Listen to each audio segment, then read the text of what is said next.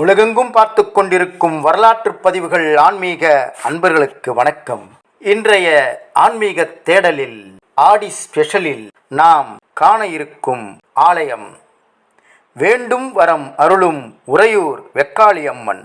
வானமே கூரையாக கொண்டு அமர்ந்து தன்னை நாடி வந்த பக்தர்களுக்கு வேண்டும் வரம் அருளி திருச்சி உறையூரில் காட்சியளித்து கொண்டிருக்கின்றாள் அருள்மிகு வெக்காளியம்மன்.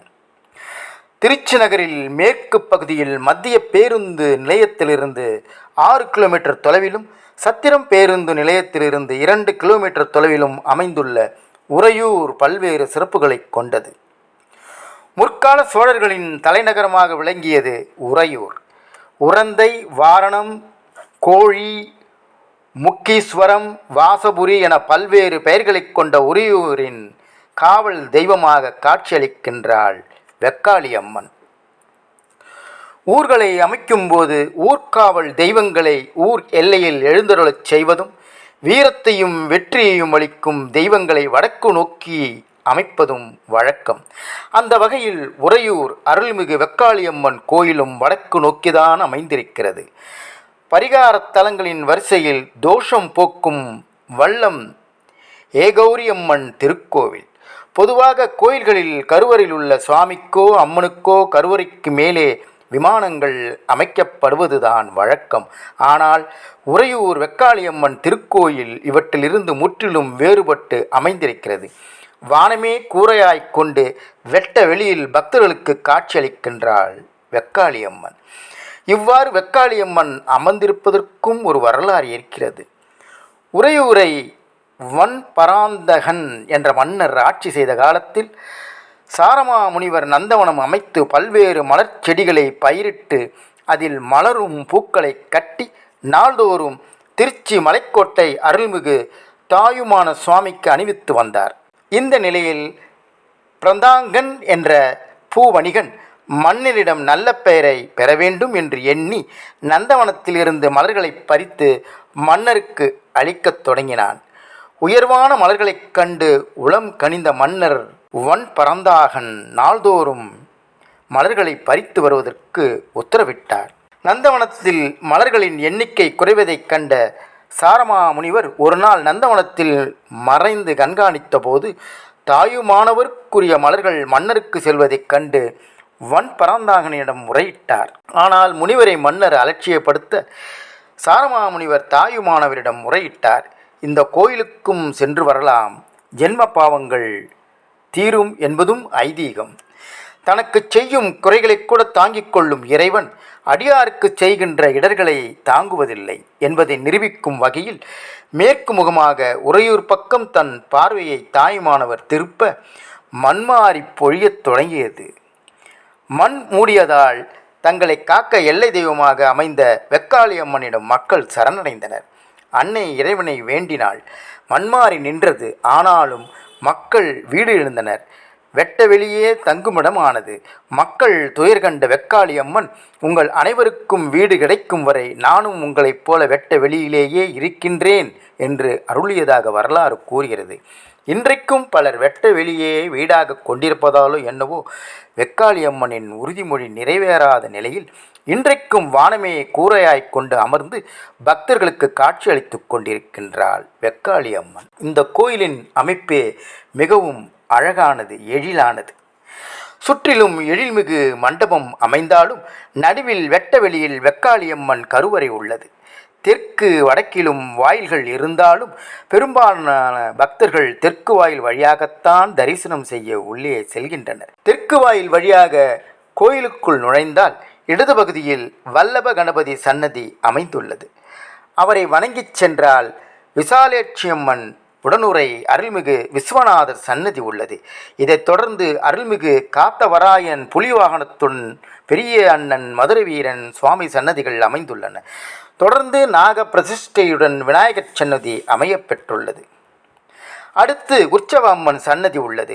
கோயில் திருவிழா காலங்களில் புறப்பாடாகி செல்லும் உற்சவ அம்மன் திருமேனி இங்குதான் அமர்த்தப்பட்டுள்ளது. இந்த சன்னதியின் வடக்கு சுவரில் துர்க்கை அம்மன் சன்னதியும் அமைந்திருப்பது சிறப்புக்குரியதாகும். பொங்கு சனீஸ்வரர் சன்னதியும் இங்கு அமைந்தது மிகவும் சிறப்பு. பெரும்பாலும் கோயில்களில் நவக்கிரகங்கள் தான் அமைந்திருக்கும். அதிலுள்ள சனீஸ்வர பகவானைத்தான் பக்தர்கள் தரிசனம் செய்வர். ஆனால் இக்கோயிலில் பொங்கு சனீஸ்வரருக்கு என்று தனி சன்னதி அமைந்திருப்பதும் சிறப்பானதாகும். இக்கோவிலுக்கு வரும் பக்தர்கள் தவறாமல் பொங்கு சனீஸ்வரரையும் தரிசனம் செய்துவிட்டு செல்வர். கோயிலின் ஈசானிய மூலையில் நவக்கிரக சன்னதி அமைந்துள்ளது. இக்கோயிலின் கருவறை மிகவும் ஆன்மீகமானது, பக்தி சொரிந்தது.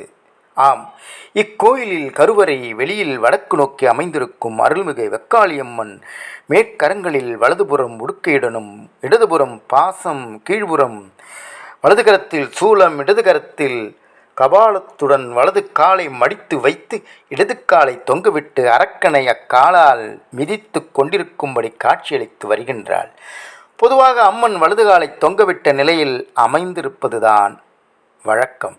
ஆனால் இத்திருக்கோயிலில் வெக்காளியம்மன் இடது காலை தொங்கவிட்டு வலது காலை மடித்து வைத்து காட்சியளிப்பதுதான் விசேஷம். இந்த கோவிலில் பிரார்த்தனை சீட்டு மூலம் பரிகாரம் தேடிக்கொள்ளலாம்.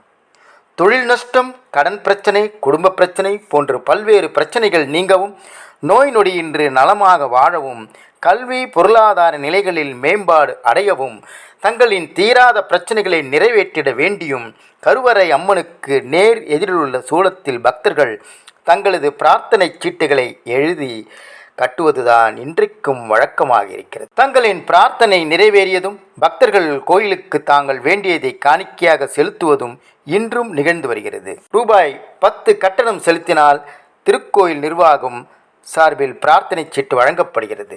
தங்கள் பிரார்த்தனையை எழுதுவதற்கு கோயில் வளாகத்தில் தனியே இடமும் வழங்கப்பட்டுள்ளது. தல விருட்சமும் தல தீர்த்தமும் இல்லாத கோவில்.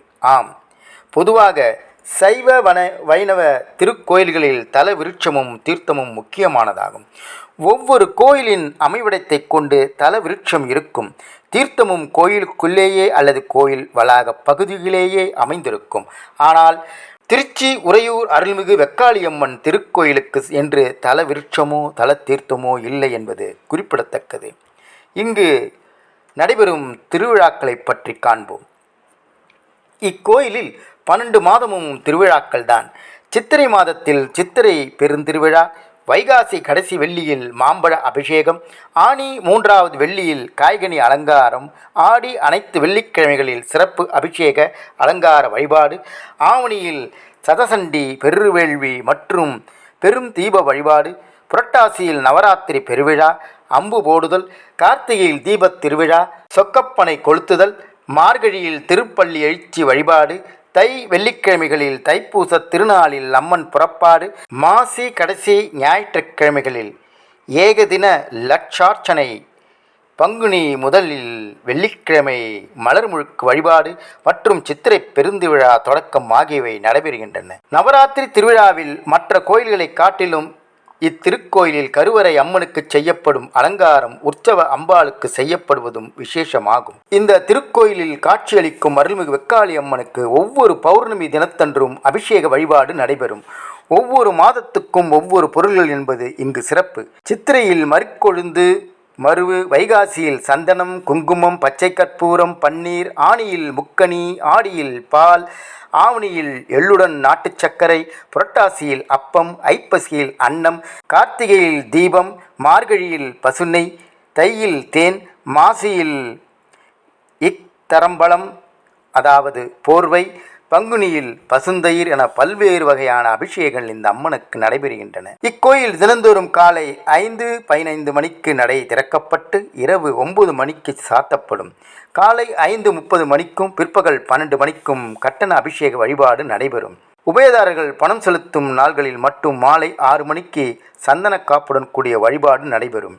இரவு அர்த்தசாம வழிபாட்டுடன் சன்னதி திருக்காப்பிடப்படும். இக்கோவிலின் அம்மன் விஸ்வரூப வழிபாடு காலை 5:30 மணிக்கு, காலை வழிபாடு காலை 6:15 மணிக்கு, உச்சிக்கால அபிஷேகம் பிற்பகல் 12 மணிக்கு, வழிபாடு பிற்பகல் 1 மணிக்கு, மாலை வழிபாடு மாலை 6:15 மணிக்கு, இரவு வழிபாடு இரவு 9 மணிக்கு இங்கு நடைபெறும். பக்தர்களுக்கு அருள்பாலிக்கும் வெக்காளியம்மன் திருமணை தடை நீக்குதல், யமபயம் போக்குதல், குழந்தை பேறு, தொழில் விருத்தி என ஒவ்வொரு கோயிலிலும் ஒவ்வொரு பரிகார தலமாக விளங்கிக் கொண்டிருக்கும் நிலையில் எத்தகைய குறை என்றாலும் பிரார்த்தனை சீட்டு மூலம் பக்தர்களின் குறையை நீக்கி அவர்களின் வேண்டுதலை நிறைவேற்றி தருகிறாள் உறையூர் அருள்மிகு வெக்காளி அம்மன். அனைத்து தோஷங்களையும் அனைத்து நன்மைகளையும் வழங்கும் திருச்சி உறையூர் ஸ்ரீ வெக்காளி அம்மனை வணங்குவோம், வெற்றிகளை குவிப்போம்.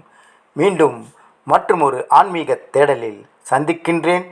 வணக்கத்துடன் அருள்மொழி சண்முகம்.